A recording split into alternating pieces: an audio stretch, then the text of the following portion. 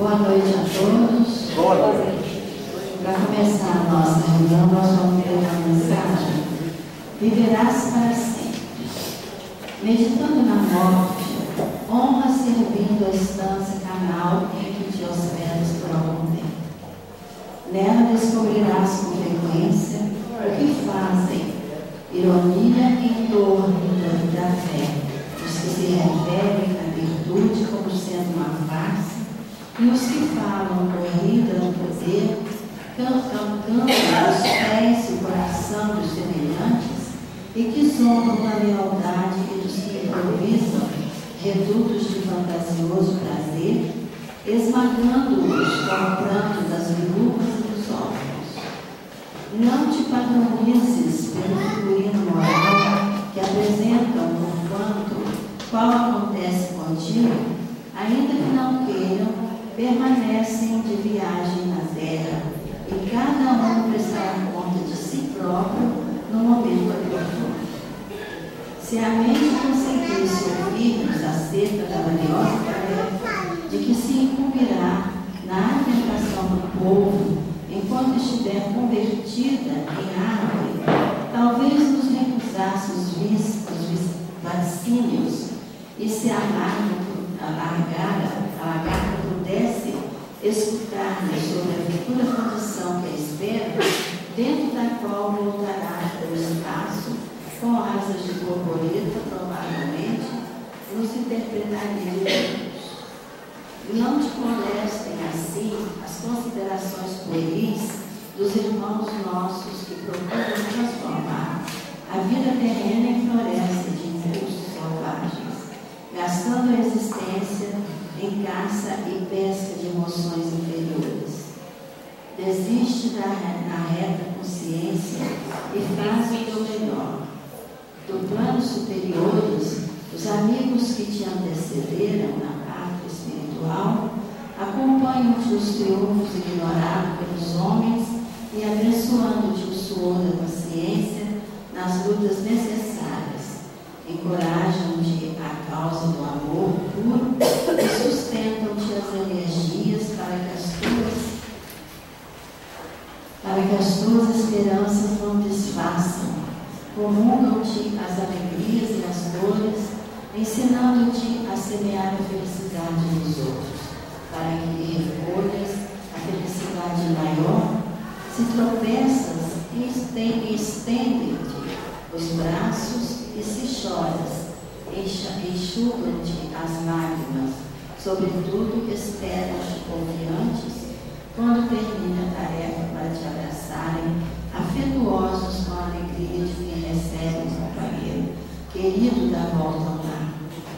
Persevera no bem, sabendo que viverás para sempre. E se te sentires sozinho na fé, lembra-te de Jesus. Um dia ele esteve abandonado e crucificado no alto de uma colina, contemplando amigos desestores e algozes gratuitos, beneficiários ingratos e adversários inconscientes. A conceituação humana estava plenamente sozinho. Contudo, ele com Deus e Deus com ele formavam maioria entre a multidão desvairada. Emmanuel, do livro Justiça Divina, psicografia de Francisco Xavier. Vamos elevar o nosso pensamento para fazer a nossa prece. Jesus, nosso Mestre, nosso amigo de todos os momentos, aqui nos encontramos, Senhor, reunidos em teu nome, para a nossa reunião de hoje, para o estudo desta noite, pedindo a vossa proteção divina, a proteção da espiritualidade, para que nós possamos gravar na nossa mente tudo aquilo que a doutrina nos traz, de bênçãos, de coisas maravilhosas que só a doutrina pode nos oferecer, porque Jesus está sempre conosco, nos amparando, nos ajudando, para que nós possamos sempre poder fazer os nossos propósitos bons para ajudar todos aqueles que nos cercam. Que a luz luz divina do teu amor, Jesus, possa clarear a mente de todos nós que aqui nos encontramos, encarnados e desencarnados, e que a espiritualidade bondosa, amiga, possa estar junto de nós, nos amparando, nos fortalecendo, ajudando a nossa companheira que vai trazer a palavra, vai trazer o estudo da noite, para que ela possa ser amparada, bem intuída pela espiritualidade, e que Jesus possa estar sempre conosco, nos abençoando, nos fortalecendo em todos os momentos de nossas vidas. Ser conosco, Jesus, nos amparando, agora e sempre, que assim seja, graças a Deus.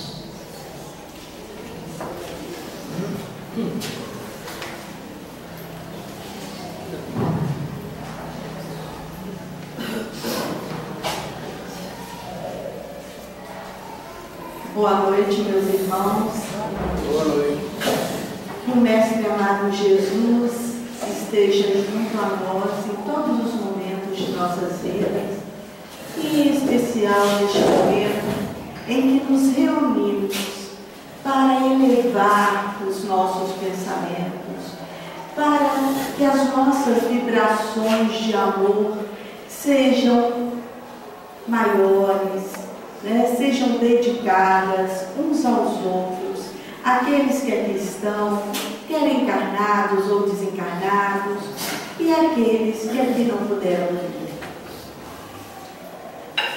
Para falar sobre a felicidade não é deste mundo, no capítulo 5 do Evangelho segundo o Espiritismo, nós ficamos imaginando a ansiedade, os maiores anseios de cada um de nós é sermos felizes. Todo mundo, não existe ninguém que não quer ser feliz. Ou existe? Alguém aqui não quer ser feliz? Gente, assim, vocês quer ser feliz? Eu já sou. Oh, que bom, que bom. Aqui, mas nós, então, primeiro vamos saber o que significa felicidade. Do latim felicitas, que vem de felis, ditoso, afortunado, feliz, e no sentido amplo, é a ausência de todo mal e a vivência plena do bem. Isso significa felicidade. É não existir mal nenhum, e a vivência do bem. Isso de acordo com o dicionário. Mas, em geral, nós vivemos num mundo de provas e expiações. Esse mundo de provas e expiações, ele não tem só alegrias. Existem tantas dificuldades a serem superadas. Nós temos tanta coisa difícil para passar, mas temos momentos bons também, não é? Esses momentos bons, embora a relação com o mundo, com a situação do mundo, felicidade não vai significar você ficar parado, rezando, só esperando cair do céu aquilo que você necessita fazer, não é? Felicidade também significa ação. Quer dizer, você não pode ficar parado, você tem que fazer alguma coisa para ser feliz, né? Antigamente se falava muito nessa parte em que era uma parte contemplativa, religiosa. Você iria viver num mar de rosas, isso seria felicidade. Eu acho que todos nós que aqui estamos, para gente que não consegue ficar muito tempo parado, eu, por exemplo, não consigo muito tempo sem trabalhar, sem fazer alguma coisa. Se a gente ficar parado e só em estado contemplativo, acho que a gente não vai gostar dessa parte, não é? Se a gente fica de férias um tempo, que é muito bom, né? Você fica de férias um tempinho, depois você enjoa. Você não aguenta mais ficar parado, você tem que voltar à sua vida normal, né? De trabalho, de ação. E nós vemos, então, que ninguém em sã consciência não deseja ser feliz. Mas a felicidade, no Livro dos Espíritos, na 922, Kardec pergunta aos espíritos: há uma medida de felicidade comum a todos os homens? Para a vida material, eu acho que todo mundo sabe essa questão, né? Para a vida material, a posse do necessário. E para a vida moral, a consciência tranquila e a fé no futuro. O que significa isso? Cada pessoa tem uma conotação diferente do que seja a felicidade para ela. Por exemplo, se eu estou desempregado, para mim, a felicidade seria arrumar um emprego. Se eu penso só mais em coisas materiais, para mim, eu gostaria de ter uma casa que fosse minha. Olha, é o sonho da maioria das pessoas, não é? Uma casa, um carro, aí a gente vai mais adiante, um iate, um jatinho, não é? As pessoas vão criando necessidades para serem felizes. E a propaganda é uma coisa muito difícil, porque ela nos induz a querer alguma coisa, mesmo que seja nocivo para a gente.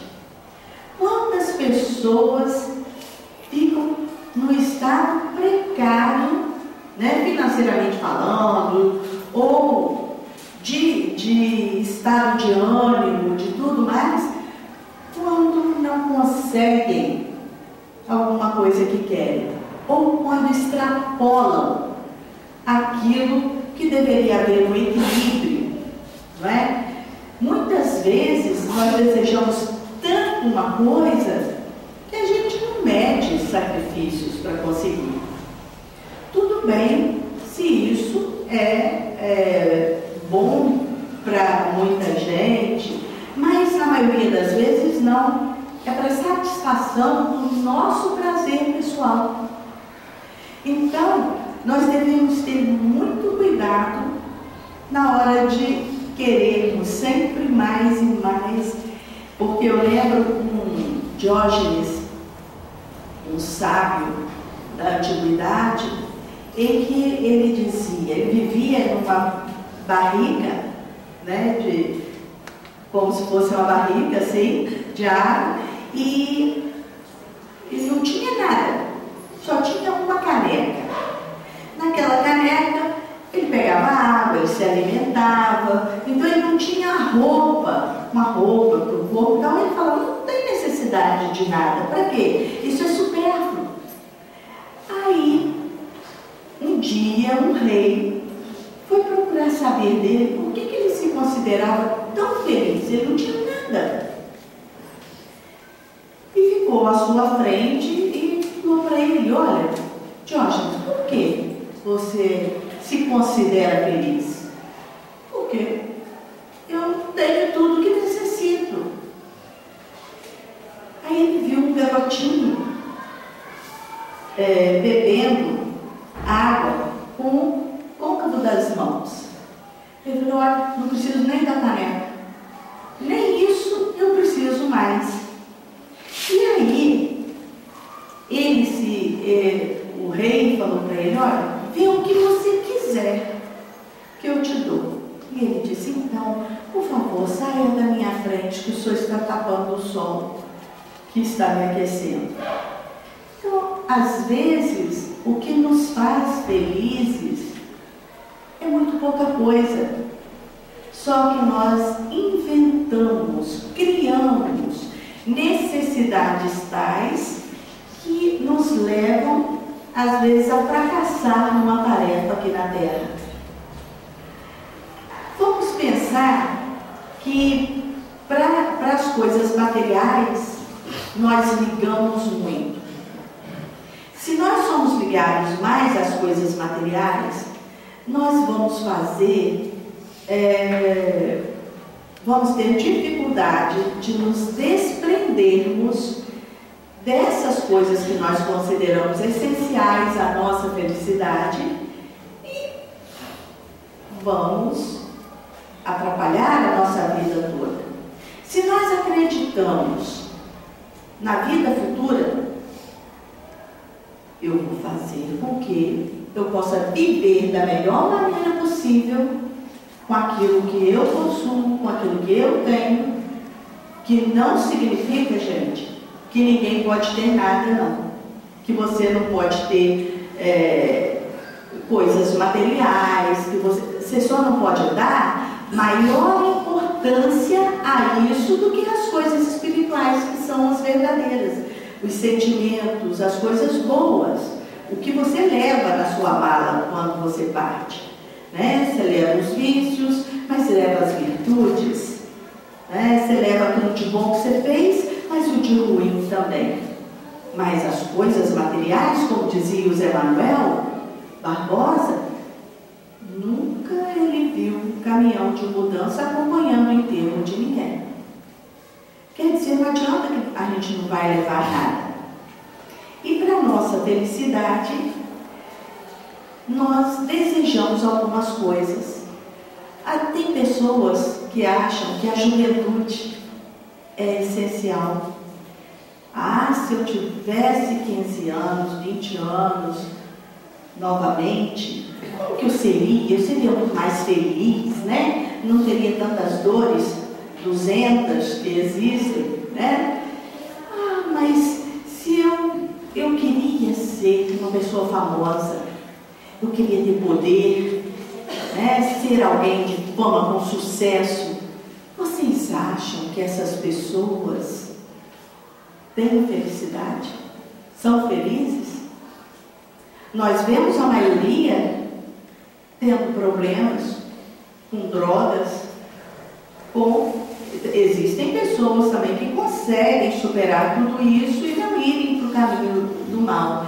Mas a maioria cai quando possui, né, o vil metal, entre aspas, porque ele não é vil metal nenhum, porque o uso que se faz dele vai fazer com que ele seja alguma coisa muito preciosa para ajudar muita gente, né? Então depende da maneira como nós achamos isso.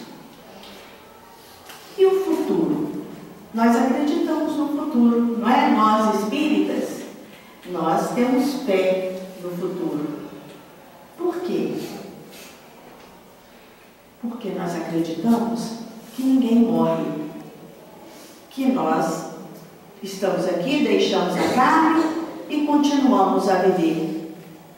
Então, de acordo com o bem que fizermos aqui, nós receberemos o bem lá em cima, ou quando voltarmos, né, nós teremos a colheita, que é obrigatória. Né? A sementeira é livre, mas a colheita é obrigatória. Então, nós temos que lembrar que a vida... Está muito alto? Tá bom? Que a vida, ela não é inexistência de problemas. Ela não é um problema. Quanta gente fala assim, a vida é um problema, gente. Nossa, é muito complicado viver. É igual quando a gente fala que é complicado a gente ser espírita. Não é? Não é complicado ser espírita? Por quê? A doutrina exige muito de nós? Eu acho que não. Eu acho que a partir do momento que a gente conhece o que é certo, o que é errado, nós exigimos mais de nós. É o autoconhecimento. Nós devemos saber que essa felicidade, né, futura ou presente, ela começa aqui, agora. Depende de cada um de nós, né? E a vida, ela é um desafio. um desafio que nos apresenta oportunidades de crescimento. O que nós estamos fazendo aqui? Por que nós estamos tendo essa chance de estarmos juntos, né, vivendo no mesmo lar, ou com companheiros, ou com amigos? Nada é por acaso. Nós temos desafios, lições a aprender, tarefas a cumprir. Porque quando nós chegamos aqui à Terra, nós temos alguma coisa a fazer. Ninguém vem para cá para ter uma vida banal, para viver sem moral. Não. Todos nós temos chance de crescermos. E para progredirmos espiritualmente, nós temos que ter a reencarnação. É aqui que nós vamos nos arrepender. É aqui que nós vamos aprender um pouco mais com os testes, com as provas, com as expiações, os resgates, né, dos nossos débitos, sejam dessa vida, de outras vidas. É aqui que nós vamos preparar o caminho para o próximo, para a próxima vida, para a próxima reencarnação. Então, é importante demais o que nós estamos fazendo com a nossa vida hoje, com aquilo que nós desejamos hoje. E nós somos os artífices do nosso destino. Não é isso? Nós somos aqueles que causamos a nossa própria infelicidade. Eu conheço muita gente que diz assim: eu sou infeliz por culpa do fulano. É o Luiz que me fez infeliz. Eu sou infeliz porque Dom Demi não fez isso para mim. Não é? Ou meu marido não me fez feliz. Eu sou uma pessoa desgraçada. A felicidade não foi feita para mim. Vivo sozinha, vivo não sei o quê. E aquela reclamação sem fim.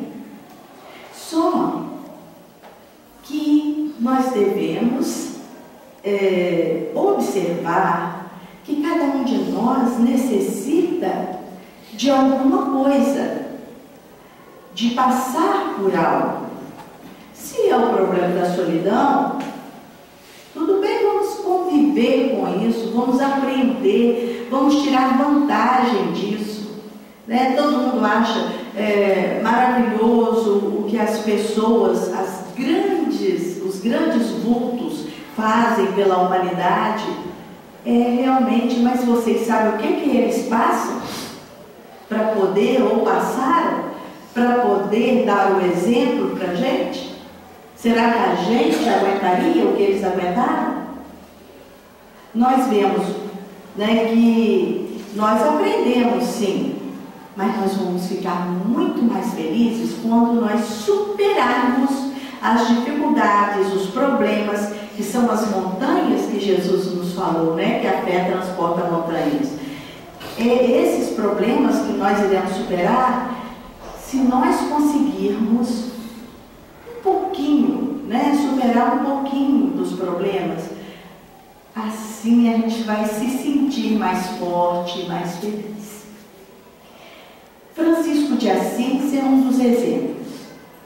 Ele, enquanto era rico, um moço muito rico e tudo, vivia na tristeza, não tinha um sentido, porque eu acho que também, quando nós não enriquecemos, nos enriquecemos de moralidade, de progressão espiritual, de coisas melhores, o que nos acontece é que a vida fica sem sentido, fica sem significado nenhum. Então, o Francisco de Assis, ele encontrou a felicidade como? Na pobreza, na ajuda que ele prestava ao seu próximo, não é? Na humildade, no serviço que ele fazia aos seus semelhantes. Ali ele encontrou a felicidade. Paulo de Tarso, vamos ver outro exemplo. Paulo perseguia os cristãos, fez com que Estevão fosse apedrejado e morto, não é? Depois disso, na estrada de Damasco, o que Paulo encontrou? Na figura do Mestre, ele encontrou as respostas para os seus anseios interiores. E para que houvesse, para que ele alcançasse um pouco de paz na consciência, né, de tranquilidade e começasse a procurar a felicidade, ele sofreu muito, demais. Porque a nossa transformação, gente, é lenta, não é de um dia para o outro. A gente fica milênios enraizando coisas ruins na gente, praticando o mal, fazendo coisas erradas. Depois, de um dia para o outro, você fala, não faço mais. Se você quiser, você não faz mesmo. Porque tudo depende da nossa vontade. Mas, estou bem, agora eu sou um santo? E aquilo que você fez? E os prejuízos que você causou a outrem? Como é que fica isso? Porque é muito fácil, não é? Eu me arrependo, me arrependi. Primeiro caminho, ótimo, né? Primeiro caminho na escala da evolução, o arrependimento. Depois o resgate. Depois a reparação com aqueles que nós ofendemos, prejudicamos, magoamos, não é? E para nós sermos felizes, será que eu vou conseguir ser feliz vendo outros infelizes? Tudo vai depender. Madre Teresa de Calcutá e Irmã Dulce, duas religiosas, espíritos de escola, que dedicaram as suas vidas a fazer o bem aos desvalidos do caminho. Elas encontraram a felicidade na felicidade que elas proporcionavam aos outros. Chico naquela sua alegria permanente, aquela serenidade. Mas e aí? Ele não sofria, não? Sofrimentos não faltaram para o Chico. De todos os matizes. Divaldo, né, que até hoje está aí cumprindo a sua tarefa, né, e fazendo os outros felizes. Será que nós somos felizes só fazendo os outros felizes? Elcia? Nós somos felizes? Só fazendo os outros felizes? É o que nós deveríamos fazer. Porque senão é uma ilusão, não é? Esse negócio de você achar que você é feliz, quando você consegue alguma coisa que você quer muito, naquele momento você está feliz ali. Passou o primeiro momento, aí às vezes você vai até se arrepender, não é? Quantas vezes a gente deixa coisas assim difíceis tomarem conta da vida da gente e eu nunca fiz isso, mas hoje eu vou fazer. Aí por causa de um minuto, um dia, uma semana, você estraga uma reencarnação toda, vai sofrer tanto por coisas que poderiam ser evitadas, não é? Então, para nós sermos felizes, nós devemos trabalhar os nossos valores. Quais os valores que nós devemos trabalhar? Os intelectuais, os morais, os espirituais. Esses são os valores que nós devemos trabalhar em nós para conseguirmos um pouco de felicidade. E a importância que nós damos às coisas terrenas é que nos fazem, às vezes, infelizes. Gente, eu não posso ter a casa da tia Sandra, aquela que ela tem, né? Que ela demorou não sei quantos anos para construir, para isso, para aquilo. Mas eu quero. Mas eu quero. Aí você tem uma inveja, você quer o que é do outro, mas você não sabe o que o outro passou para ter aquilo. Não é? Não é, as coisas são tão fáceis assim. E o que nós devemos fazer para nós sermos felizes, gente? O que nós devemos fazer para sermos felizes? Posto necessário, consciência tranquila. Aquela questão, a resposta é a questão 220. A 920. Né? Porque para nós sermos felizes, basta pouca coisa. Não precisa muita coisa, não. Para a gente fazer uma criança feliz, precisa muita coisa? Se nós fôssemos simples como uma criança, nós também não precisaríamos de grande coisa para sermos felizes. Não é? Às vezes, gente, eu tenho mania de falar que eu sou meio sentimentalzinha.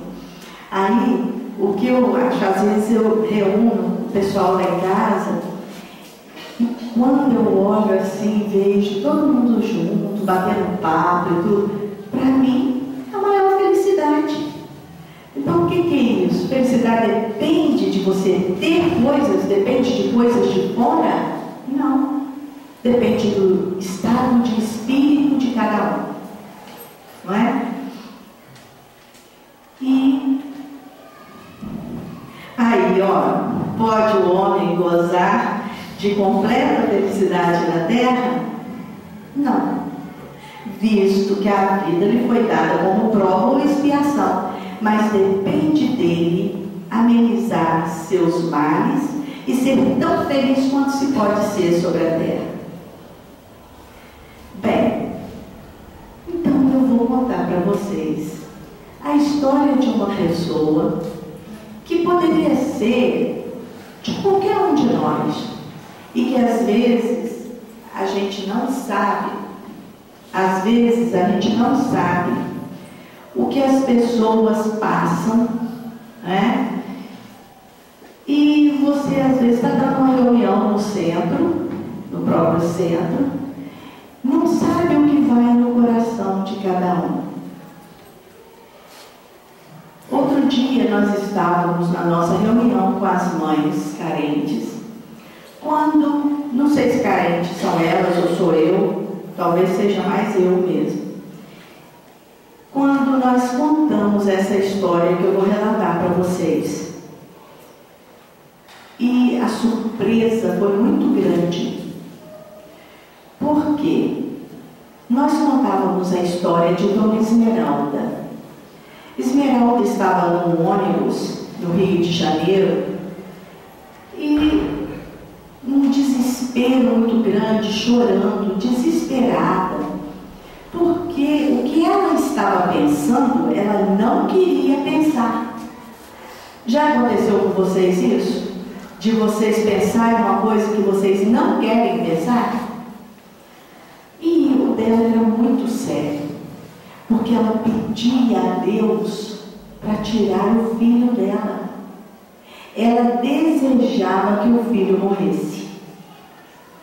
E aquilo, para ela, uma mãe pensar nisso, para chegar nesse extremo, né, ela ficou apavorada com aquilo que ela estava pensando. Então ela saiu do ônibus e começou a ver se o ar batia em seu rosto, se a brisa acalmava os seus pensamentos, se ela melhorava, e começou a relembrar por que ela estava passando por tudo aquilo. E o caso era o seguinte: ela era uma menina dentre 10 irmãos, e a mãe trabalhava demais. A mãe era muito boazinha, mas ela tinha que trabalhar para manter os filhos e assim podia dar a atenção que eles necessitavam, porque o pai só sabia beber. Bebia, batia na mãe, batia nas crianças, era muito difícil a vida deles. E a mãe ficou doente e desencarnou. Aí que a situação piorou. Aí que o pai bebia mais e maltratava os filhos de todas as maneiras possíveis.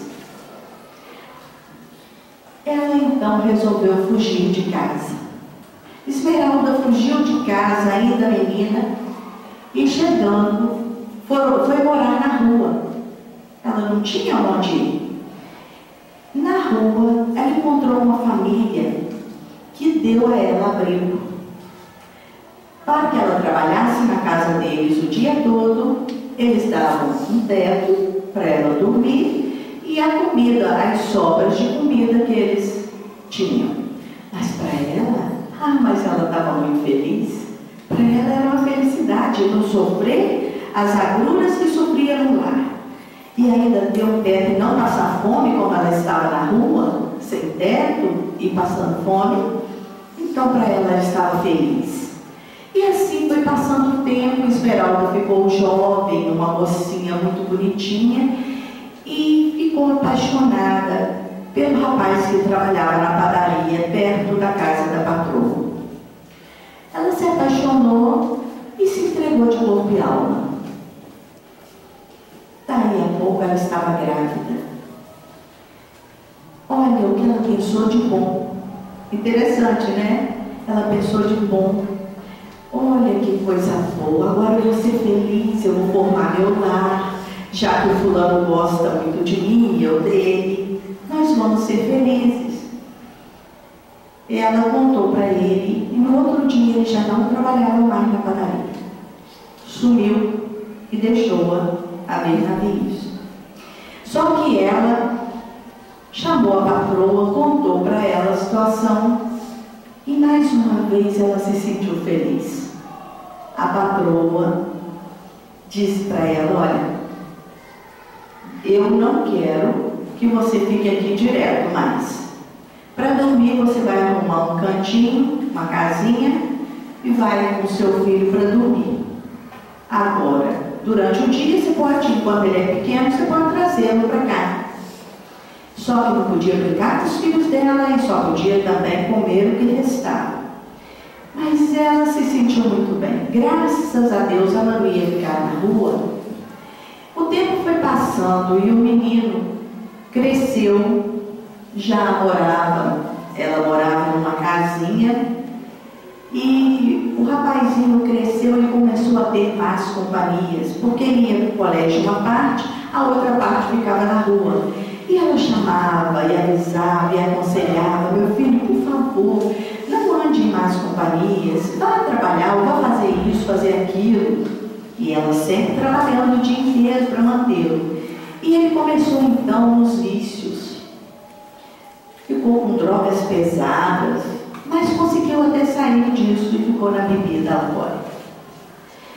Ficou na bebida e ela chegava em casa cansada, esgotada, e ele ainda batia nela, ele ainda apanhava o dinheirinho dela para poder comprar bebida, para poder satisfazer os seus vícios, e ela já não aguentava mais aquilo. Ela via a hora que ele ia se transformar num assassino e ia matá-la, e ela não queria isso. Por isso ela estava tão desesperada, desejando que ele fosse morto, que Deus o tirasse de alguma maneira. Mas ela não queria pensar nisso, porque ela gostava, amava demais o filho. E nessa saída dela do ônibus que ela estava andando, ela encontrou uma casa espírita com as portas abertas, e ela então entrou naquele lugar, e ali tinha uma assistência a famílias carentes.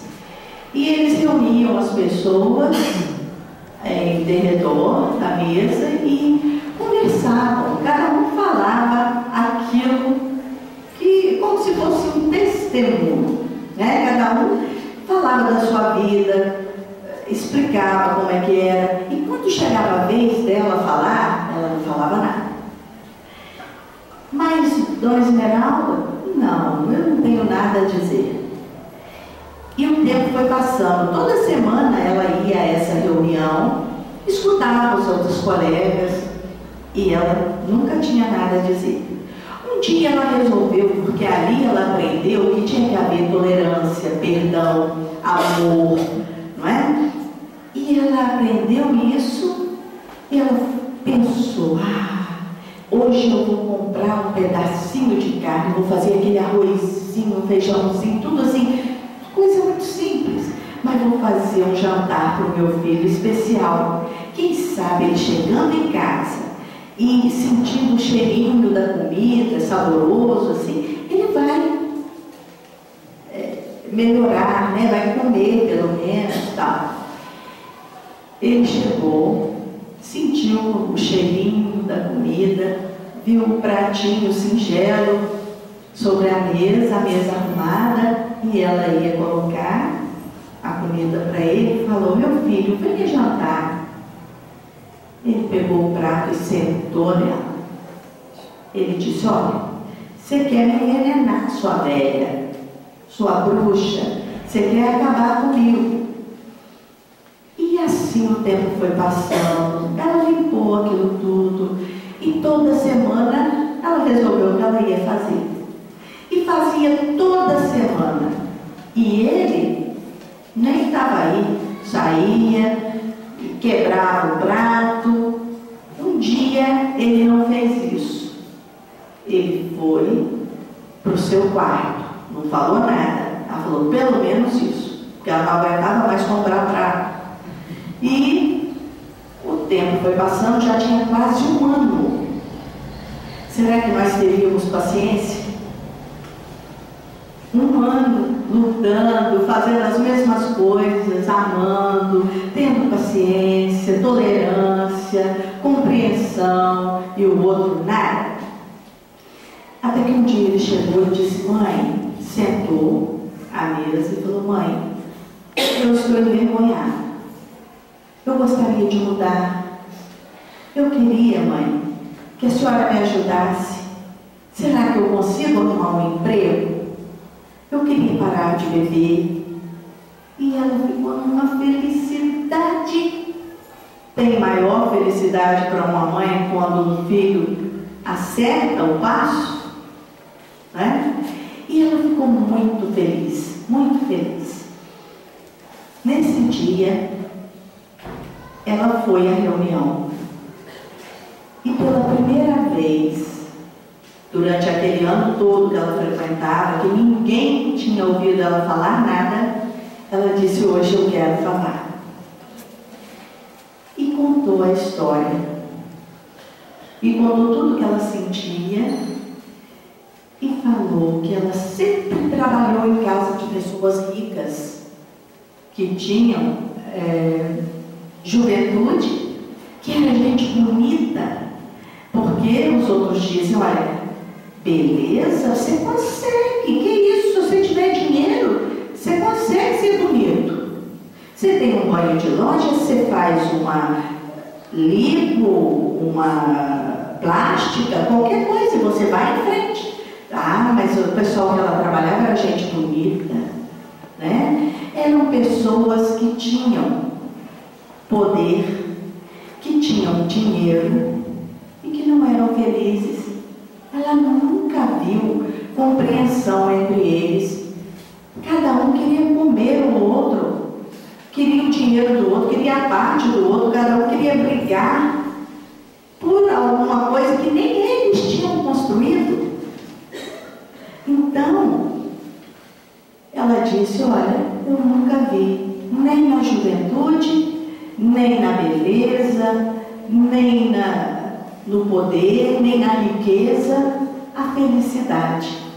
E hoje eu continuo morando naquela casinha, humilde, simples, mas eu sou feliz. Quem disse que a felicidade não é deste mundo, está errado. Eu sou feliz. De tanto que ela tinha passado problemas, né? Ela se sentia feliz. Então a felicidade depende do ponto de vista de cada um de nós, como nós encaramos os problemas da vida. Se nós queremos transformá-los em tempestade em copo d'água, tudo bem, nós vamos fazer uma tempestade. Mas se nós queremos contemporizar, não ficar reclamando sem parar, porque é um mau hábito da gente, né? reclamar de tudo, de todos. Se está frio, está falando. Se está quente, está falando. Se está... qualquer coisa. Não importa o que, tem que falar mal, tem que reclamar da vida. É o governo, é isso, é aquilo. Mas, gente, vamos fazer cada um a nossa parte. O pouquinho que seja, vai contribuir para alguma coisa maior, né? Então, era a história da Esmeralda. E quando a gente procura, olha, nem a fortuna, nem o poder, nem mesmo a juventude nos fala o Evangelho, são condições essenciais à felicidade. Então, o que nós devemos procurar fazer é amar mais, é ter um pouco mais de humildade. Se nós tivermos o autoconhecimento, se nós nos observarmos e tivermos o autoconhecimento, nós vamos entender que felicidade é uma coisa muito tranquila. É uma parte que a gente não precisa procurar em vão nas coisas do mundo, porque ela está dentro de cada um de nós. Jesus nos disse: o reino de Deus está em vossos corações. E isso aí, nós podíamos ver, nós estávamos falando, que nós contamos essa história da Esmeralda. E como foi a nossa surpresa, quando uma das mães, mais de uma, mas uma em especial, disse: eu sei o que ela sentiu, eu sinto a mesma coisa. Eu não quero que meu filho viva. Meu filho vai sofrer muito. Ele está com problemas com drogas. A polícia já foi na minha casa várias vezes. Outro dia eu achei droga na minha casa e eu joguei fora. E por isso eu apanhei. O próprio filho havia batido na mãe. E quando os policiais chegaram lá e foram falar: olha, vamos levá-lo preso, ela disse: não, por favor, olha a situação, porque vai ser pior. Ele pode vir, depois eles vão soltar, ele pode vir e me matar. E aí vai ser uma situação mais difícil ainda. E a minha filha saiu de casa, foi morar com um rapaz, ela tem só 13 anos, foi morar com um rapaz de 19 anos e está vendendo o corpo. Ele está fazendo com que ela venda o corpo. Sabe o que é isso para uma mãe? Ela me perguntou. E ela começou a beber. Ela tentou suicídio várias vezes, porque o desespero era tanto, né? O marido a abandonou. E sempre tem alguém que o Pai Celestial coloque junto a nós para nos auxiliar. E ela tem uma filha de 12 anos, que quando ela começa a beber, quando ela começa, a menina vigia ela para não tentar se matar, chama os outros, ela tem marcas por todo lado, de todas as maneiras. Então é muito difícil quando a gente pensa que a história da Esmeralda é uma história, não é não. A gente vai ver que existem pessoas passando por problemas dificílimos que a gente não saberia como enfrentar. Então, o que a gente pode fazer? Como a gente agir num caso desses, hein, gente? A menina, quando ela começa a beber ou fala: não vou na reunião, não. A menina, como se fosse um adulto, fala assim: olha, para agora, a senhora vai na reunião. Isso ela me contou, que a filha tira ela da bebida, leva ela para o centro.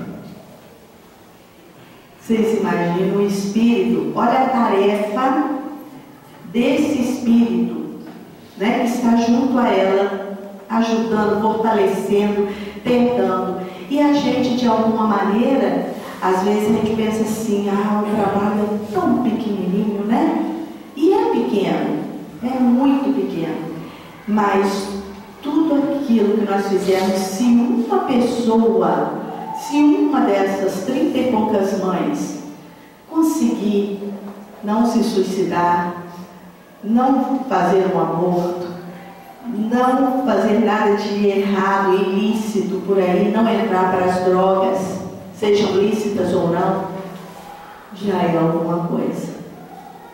Então nós temos que ver que a felicidade depende de cada um de nós. Os males, diminuir os males da nossa vida ou aumentá-los, depende de nós, não é? Corrigirmos. Nós temos um homem velho dentro da gente que fala a todo momento, olha, vamos voltar para aquele negocinho lá, vamos fazer isso, vamos fazer aquilo, que é muito fácil. As coisas erradas são fáceis da gente viver. Mas quando a gente luta para entrar no caminho certo, é muito difícil. Mas é a porta estreita, né? E cada um de nós tem a capacidade, tem a potencialidade criadora dentro de si mesmo, que pode ajudar a servir para melhorarmos. Qualquer um de nós. E isso é ação, é humildade, é nós nos conhecermos, sabemos que nós não somos melhor do que ninguém, que nós somos muito pequenininhos ainda. Essa humildade traz a consciência de que a gente não é nada, né? Mas que nós podemos, através do amor e do trabalho, gerarmos felicidade. O trabalho que vocês têm aqui no centro é imenso. Às vezes vocês acham que não tem a devida resposta, que vocês não recebem aquilo que vocês doam em termos de resultados. Parece que não está dando resultado, mas com certeza está dando sim. Meus irmãos, o trabalho é grande, imenso. A seara é de amor,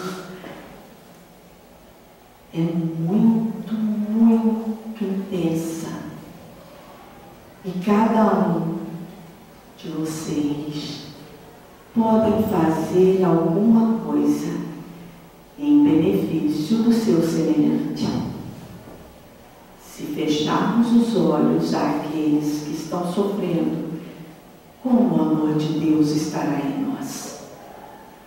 Sintam o amor, vivam o amor, trabalhem em benefício dos seus companheiros, tenham tolerância dentro do próprio lar, tenham entendimento, compreensão, e isso vai fazer com que vocês melhorem, progridam e cumpram uma tarefa que lhes foi confiada pelo Pai Celestial quando lhes deu a oportunidade de virem aqui na Terra, aprender e aproveitar a lição no engrandecimento moral de cada um. Que Jesus esteja com todos, hoje e sempre. Sejam felizes.